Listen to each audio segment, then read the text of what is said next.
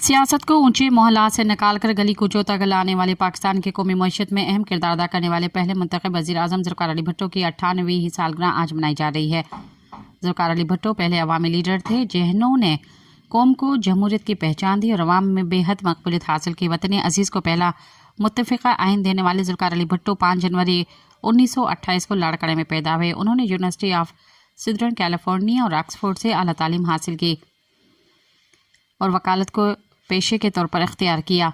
भुट्टो सिकंदर मिर्ज़ा के काबीना के रुकन जबकि अयूब खान की काबीना में वज़ीर ख़ारिजा बने। 1967 में ज़ुल्फ़िकार अली भुट्टो ने पीपल्स पार्टी की बुनियाद रखी और रोटी कपड़ा और मकान का नारा लगाकर आम इंतखाबात में अवाम का भरपूर एतमाद हासिल करने में कामयाब रहे। भुट्टो के दौर इक़्तिदार में पाकिस्तान का आइन बनाया गया, जौहरी प्रोग्राम शुरू हुआ, स्टील मिल और कौमी पैदावारी इदारे बने।